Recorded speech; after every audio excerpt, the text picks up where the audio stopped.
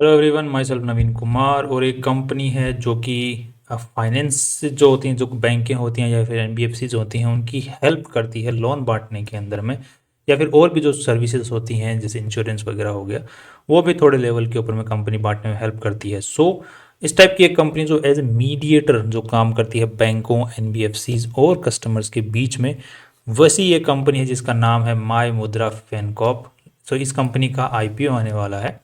सो इस वीडियो के थ्रू हम लोग इस कंपनी के पॉजिटिव्स एंड नेगेटिव्स के बारे में बात करेंगे। कंपनी के अगर आईपीओ के बेसिक डिटेल्स की पहले बात किया जाए तो यहाँ पे 5 सितंबर से 9 सितंबर के बीच में कंपनी का आईपीओ खुलने वाला है। 110 का कंपनी ने कट ऑफ प्राइस सेट किया है और यहाँ पर कंपनी 33 करोड़ 26 लाख रुपए उठाना चाह रही है। अब यहाँ पे कंपनी जो अपनी पूरी वैल्यू लगा रही है वो 125 करोड़ रुपए की लगा रही है। ठीक ठाक वैल्यू कंपनी यहाँ पे लगा रही है। और कंपनी में जो प्रमोटर लोग हैं, जो मेन जिन्होंने कंपनी स्टार्ट किया था, उनके पास में 78% के आसपास में शेयर होल्डिंग थी आईपीओ से पहले, और आईपीओ के बाद में 57% के आसपास में रह जाने वाली है, जो कि थोड़ी डाउन साइड में ही है, जो कि थोड़ी सी नेगेटिव बात है। आज के दिन इस कंपनी के अंदर में 143 एम्प्लॉयज़ काम कर रहे हैं, और जो कि 10 जिनमें से 10 एम्प्लॉयज़ जो हैं आईटी सेक्टर के भी हैं। बेसिकली कंपनी एक सेल सर्विस का भी काम करती है। जैसे मान के चलो कि जो बैंक है, बैंक को लोन बांटना है तो ये कंपनी जो कस्टमर्स होते हैं जिनका डेटा कहीं ना कहीं से उठा करके बाद में उनको कॉलिंग के थ्रू अप्रोच करना पोटेंशियल कस्टमर्स को, तो उस तरीके से कंपनी काम करती है, ज़्यादा से ज़्यादा सर्विसेज बेचने का काम करती है। नेक्स्ट अगर देख लिया जाए यहाँ पर कि कंपनी क्यों पैसे उठाना चाह रही है, तो यहाँ पर बोल रही है कि हमारे ऊपर लोन है। जैसे कि हम लोग यहाँ पे देख पा रहे हैं कंपनी के ऊपर में 9 करोड़ 9.5 करोड़ का लोन है, तो उसको थोड़ा बहुत उसको चुकाना है। अब कितना चुकाना है उसकी बात करते हैं तो 6.5 करोड़ रुपए का लोन चुकाना है। 666 करोड़ रुपए का कंपनी को जो डिजिटल इंफ्रास्ट्रक्चर है, कंपनी अभी ज़्यादा बड़ी नहीं है, तो बोल रही कि हमें और डिजिटलाइजेशन के ऊपर में ध्यान देना है, जिसकी वजह से हम थोड़ा ऑनलाइन बैठे बैठे एक जगह से ज़्यादा कस्टमर्स को फोकस कर पाएँ। उसके लिए हमें 6.5 करोड़ रुपए उस पर लगाने, और बाकी जो रोज़मर्रा का काम है, जो कि खर्चा है हमारा इस बार थोड़ा ज़्यादा है, पैसे कम है, तो उसके लिए पैसों की ज़रूरत है। बेसिक चीज़ें हैं जिनके लिए कंपनी पैसे मांग रही है। These are going to help company be big in the future.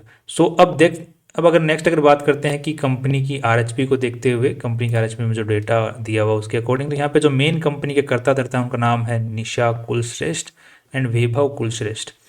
इनके पास में 57% शेयर होल्डिंग आईपीओ के बाद में भी रह जाने वाले। कंपनी में मेन जो इन्हीं का अधिकार रहने वाला है, यही मेन डिसीजन मेकर्स होने वाले हैं। आज के दिन कंपनी पे कोई कंटिजेंट लाइबिलिटी है नहीं, इसके ऊपर में कुछ खास 97 करोड़ के आसपास में है।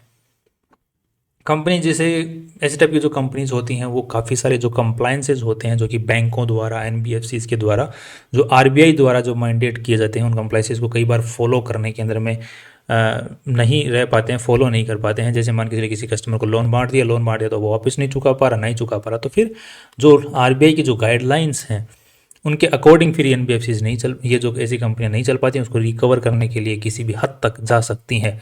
तो वो जो हद पार कर देती हैं, कंप्लाइंट नहीं रह पाती हैं, हदों के अंदर नहीं रह पाती हैं, ऐसे केसेस में इस कंपनी के ऊपर में पेनल्टी भी लगी हुई है 2,33,000 रुपये की। अब तक 2024 के अंदर में लगी थी, 2023 में भी लगी हुई है। काफ़ी ज़्यादा ही हदें कंपनी पार कर रही है यहाँ पर। जैसे डू नॉट डिस्टर्ब वाला, जो अगर सेल्स कॉल ऑफ है किसी कस्टमर की यहाँ पर, फिर भी उसको कॉल कर देना, या फिर हदें पार कर देना, या फिर केवाईसी नहीं करना, ऐसे ही लोन बांट देना, केवाईसी पूरी नहीं होना, नो योर कस्टमर, राइट, कि जहाँ पर कस्टमर के बारे में पता ही नहीं किसको लोन बांटा गया, तो वैसी भी हदें कंपनी ने पार की हुई हैं। ये थोड़ी सी नेगेटिव चीज़ है कंपनी के बारे में, बट इस सेक्टर के अंदर जितनी भी कंपनियां हैं वो बेसिकली सारी ही कर रही हैं और बाद में पेनल्टी खा लेती हैं। नेक्स्ट देख लेंगे आज के दिन जो कंपनी का मेन लोगो है माई मुद्रा, वो आज के दिन तो माई मुद्रा नेम तो रजिस्टर्ड है, बाकी जो ये लोगो वगैरह है ये अभी तक रजिस्टर्ड नहीं है। नेक्स्ट कंपनी जो अगर रजिस्टर्ड ऑफिस है, या फिर जो भी ऑफिसेज कंपनी काम में ले रही है, कॉर्पोरेट ऑफिस हो गया, ब्रांचेज होगी, जो कि अलग अलग जगहों पर अलग अलग सिटीज़ के अंदर में है, वो कोई भी कंपनी द्वारा ओन नहीं है, everything is on the lease. Next अगर कंपनी के ऊपर थोड़ा सा बैलेंस शीट के ऊपर नज़र डाल लेते हैं, तो जो पूरी बैलेंस शीट की साइज़ है वो 30 करोड़ रुपए की है। वो 30 करोड़ रुपए में से जो इन्वेस्टर्स का जो पैसा है वो that is around 17 crore rupees. और साथ में अगर देखते हैं कंपनी का ये पैसा लगा हुआ कहाँ पे है, तो मोस्ट ऑफ द जो पैसा है वो तो ट्रेड रिसीवेबल्स में पड़ा हुआ है, कि कंपनी ने एनबीएफसीज, बैंक्स और इनका जो ऑलरेडी सर्विसेज बेच चुकी हैं, बट उनकी तरफ से अभी तक पेमेंट आया नहीं है। वो पैसा अटका पड़ा जो कि 13 करोड़ के आसपास में है इस साल का। और दूसरा बाकी जो पैसा है वो जो टेंजिबल्स और इंटेंजिबल एसेट्स जो होते हैं, बेसिकली बिल्डिंग्स वगैरह जो किराए पे ले रखी हैं, लीज पे ले रखी हैं, और जो इंटेंजिबल एसेट्स कंपनी के पास में जैसे सॉफ्टवेयर्स वगैरह कंपनी यूज़ करती है, कुछ लाइसेंसेस कंपनी के पास में होंगे वो जो यूज़ करती है, उनकी जो वैल्यू है वो 3.5 करोड़ रुपए की है। नेक्स्ट अगर देख लेते हैं कि अब कंपनी और जो है कंपनी ने लोन वगैरह भी बांट रखे हैं 6 करोड़ रुपए के खुद के लेवल के ऊपर में। बैंकों को तो बांट ही रही है खुद के लेवल, क्योंकि खुद नहीं बांटती है ना। ये कई कई भाई ये गलत मत समझ लेना कि कंपनी खुद लोन बांटती, खुद नहीं बांटती, दूसरों का लोन कंपनी बांटती, बीच में कमीशन खाती है। बेसिक काम ये है। नेक्स्ट अगर कंपनी की अगर पीएनएल स्टेटमेंट की बात करते हैं तो इस साल कंपनी ने 71 करोड़ रुपीज़ का रेवेन्यू जनरेट किया है दूसरी बैंकों का, एनबीएफसी का सर्विसेज बेच बेच के, जिसमें से कंपनी को जो खर्चा हो गया वो 60 करोड़ का हो गया, और 11 करोड़ रुपए कंपनी ने जो कि इनकम कमाई है, जो कि बिफोर पीबीटी है जिसको बोलते हैं, बिफोर टैक्स। और कंपनी ने आफ्टर टैक्स जो है 8.5 करोड़ रुपए कमा लिए हैं इस साल। That is very good, very good. अब कंपनी का थोड़ा सा हम कंपेयर करके ये देखने की कोशिश करेंगे कि इसी टाइप की जो कंपनियां ऑलरेडी स्टॉक मार्केट में लिस्टेड हैं उनके मुकाबले ये कंपनी कहाँ चल रही है। वैसे ध्यान रखिएगा जो इस सेक्टर में आज के दिन जो कंपनियां काम कर रही हैं या फिर जो बैंकें काम कर रही हैं, जो कि लोन बांटने का काम करती हैं, एनबीएफसी हो गई, बैंक्स हो गई, सरकारी बैंक्स हो गई, उनकी हालत अभी थोड़ी खस्ता ही है because of the deposit issue, कि बैंकों के अंदर में जनता ज़्यादा डिपॉजिट रख नहीं रही है। इसके अलावा जो जनता है वो बैंकों से डिपॉजिट या फिर एफडी निकाल करके दूसरे जो तरीके हैं उनके अंदर में ज़्यादा रखने में इच्छुक हो रही है, जिसकी वजह से कंपनी जो बैंकें हैं उनके पास में डिपॉजिट की कमी हो गई है, लोन ज़्यादा बढ़ रहा है, जिसकी वजह से फ्यूचर के अंदर में संकट बैंकों पे आ सकता है। तो जिसकी वजह से स्टॉक मार्केट में जो इस लेवल पे जो कंपनियां काम करती हैं बेसिकली उनका बहुत ही डाउन वैल्यू आज के दिन देखने को मिल रही है, जबकि वो अच्छी कमाई करें फिर भी उसकी वैल्यू डाउन है बिकॉज उनका जो फॉरवर्ड पी है, क्योंकि मार्केट हमेशा आगे का अंदेशा लेके चलता है। तो ये जो रीजन है इनकी वजह से कंपनीज के जो फॉरवर्ड पी ही हैं, आगे आने वाले जो पी हैं वो थोड़े से खराब होते हुए दिख रहे हैं, जिसकी वजह से स्टॉक मार्केट ऐसी कंपनियों का गिरा हुआ है। अगर आप सरकारी बैंकों को देखोगे या फिर कुछ एनबीएफसी को भी चेक करोगे, प्राइवेट बैंकों में भी देखोगे छोटी बड़ी, तो उनके अंदर में आपको अच्छे अच्छे पी देखने को मिलेंगे, बट स्टिल वो नीचे पड़ी हुई हैं बिकॉज उनका फॉरवर्ड पी खराब है। अब ये तो खुद तो बांटती नहीं है लोन, बट फ्यूचर के अंदर में भी इसका भी जो बिजनेस है वो हैम्पर हो सकता है, क्योंकि जिनका ये लोन बांट दिए वही बांटना ना दें तो, या फिर वो ही इंटरेस्ट बढ़ा दें तो, राइट, तो इनका भी हैम्पर हो सकता है, जिसकी वजह से इनका भी जो पी है, फॉरवर्ड पी है, वो अभी थोड़ा नेगेटिव होने के चांसेस ज़्यादा है। अभी थोड़ा अच्छा है, अभी तक का जो डेटा है उसके अकॉर्डिंग अच्छा है, बट फ्यूचर में खराब हो सकता है। जैसे कि अभी हम इस कंपनी के अगर हम लोग देखते हैं तो यहाँ पे 2024 तक का डेटा है।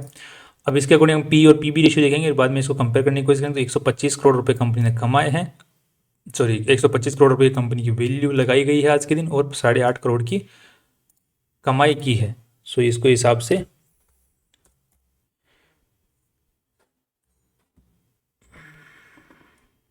यहाँ पे 15 का पी रेशियो आ रहा है, जिसको अगर हम कंपेयर करके देखते हैं दूसरी कंपनी के साथ में तो इसका भी 15 ही है, क्योंकि ये कंपनी का नाम कंपनी ने खुद ही अपनी ही आरएच में खुद ही बताया कि ये हमारी कॉम्पिटिटर है। इसी के साथ में एक दूसरी कंपनी है जिसको भी हम ले रहे हैं तो इसका 4.77 भी है, मतलब सोच के देख रहे हो, एलकेपी फाइनेंस नाम की कंपनी, इसका पी रेशियो 4.77 है। इसके बारे में हम जल्दी रिसर्च करके अपने जो पेड कस्टमर हैं उनके लिए डालेंगे, जिसके बारे में देखते हैं इसके अंदर कुछ वैल्यू निकलती है कि नहीं। नेक्स्ट अगर देख लेते हैं थोड़ा सा कंपनी के बारे में, जो पीबी रेशियो है उसके बेसिस पे भी एक बार कंपेयर करके देखते हैं। सो नेटवर्थ जो कंपनी की है दैट इज़ 17 करोड़, और यहाँ पर कंपनी पैसा उठा रही है दैट इज़ 33 करोड़, तो इसके हिसाब से वैल्यू 50 करोड़ के पीबी रेशियो जो बुक वैल्यू है वो बन जाएगी, नेटवर्थ बन जाएगी। और यहाँ पर निकल के आ रहा है 125 करोड़, कहाँ गया 125 करोड़, सो 50 कितना हो गया 2.5। सो 2.5 का पीबी रेशियो को कंपेयर करके देखते हैं यहाँ पे, तो अकीको ग्लोबल 70 करोड़ और यहाँ पर कितना हो गया 50 8 14 14 के आसपास, अब 12 के आसपास में आ रहा है। सो 12 का पीबी रेशियो है और इसका 2.5 का पीबी रेशियो है। सो कंपेरेटिवली अगर देखा जाए तो कंपनी जो लिस्टेड कंपनी है, जो इसके कॉम्पिटिटर जो इसने खुद ही बताया है, उसके मुकाबले अच्छी वैल्यू पे आई है और अच्छी कमाई भी कर रही है। सो अब फ्यूचर के अंदर में उम्मीद है कि और अच्छी कमाई कंपनी कर सकती है, क्योंकि इस सेक्टर के रहने की चांसेस तो बहुत ज़्यादा हैं, बिकॉज बैंकें हर जगह नहीं रह सकती हैं। सो बीच में जो बिचौलिए होते हैं वो कमीशन बहुत अच्छा कमाते हैं, हाँ, जैसे जैसे ये टेक्नोलॉजी पर और ज़्यादा जैसे स्पेंड करते जाएंगे तो बहुत ही बेटर रहेगा। और साथ में अभी जो ULI जो यूनिफाइड लोन इंटरफेस जो जैसे अपनी UPI है उसी तरीके से ULI भी आ रहा है, RBI ने जो जारी किया है उसके अकॉर्डिंग ऐसी कंपनियों को फ्यूचर के अंदर में शायद थोड़ी दिक्कतों का फेस करना पड़ सकता है। बिकॉज ULI जिस तरीके से मेरा दिमाग चल रहा है वो इस तरीके से काम करेगा कि पूरा सभी का डेटा एक जगह रहेगा और उस डेटा को जितने भी सर्विस लोन प्रोवाइडर्स हैं वो वहाँ पर लिस्ट रहेगी और कौन सबसे सस्ता लोन देगा उसके अकॉर्डिंग जो पर्सन है वो चूज़ कर पाएगा कि मुझे इससे लोन चाहिए। सो आई थिंक ULI की वजह से काफ़ी कंपनियों की दुकानें बंद भी हो सकती हैं। आई थिंक काफ़ी कंपनियां दुकानें बंद हो सकती हैं जो महंगा लोन देती हैं उनके हिसाब से। बट काफ़ी लोग जिनको जो उस लिस्ट में नाम नहीं होगा जो महंगे के ऊपर में लेने को बाध्य रहेंगे उनको भी लोन मिल जाएगा, क्योंकि तो वहाँ पे भी तो वो लिस्ट जारी रहेगी कि हाँ कोई ना कोई उनको सस्ते में लोन देने वाला मिल ही जाएगा। तो ऐसी कंपनियों की मुझे लग रहा है कि आने वाले टाइम में थोड़ी ULI की वजह से बैंड बच सकती है। So I am positive in short term, but I am not positive in the long term in this company because of these basic issues. So आज के हिसाब से अच्छी कमाई है। सो अब लिस्टिंग गेन का कितना अच्छा इसके में हो सकता है। लिस्टिंग गेन के हिसाब से अगर देखा जाए तो GMP प्राइस जो कि आज के दिन किस तरीके से हवा बन रही है वो हमें थोड़ा देखना पड़ेगा। तो इसकी जो हवा बन रही है वो अभी तक तो बन नहीं रही है कुछ खास। जो बाकी अगर आपको जो इसका लास्ट डेट है 9 सितंबर तक अगर इसका मोर देन 50% के आसपास में रहता है तो फिर एक बार को रिस्क लिया जा सकता है for listing gain and for short term purposes, right. Long term के हिसाब से मैं अभी थोड़ा सा और मार्केट को देखना और समझना पड़ेगा। That's all. कल फिर मिलते हैं। बाकी आप कोई भी डिसीजन पॉजिटिव नेगेटिव अपने फाइनेंशियल एडवाइजर को पूछ के लें और रिसर्च करके ही लें। ये सिर्फ अपनी तरफ से लिमिटेड रिव्यू था। फाइनली कल फिर मिलते हैं नई इंपॉर्टेंट वीडियो के साथ में। सी यू टुमारो।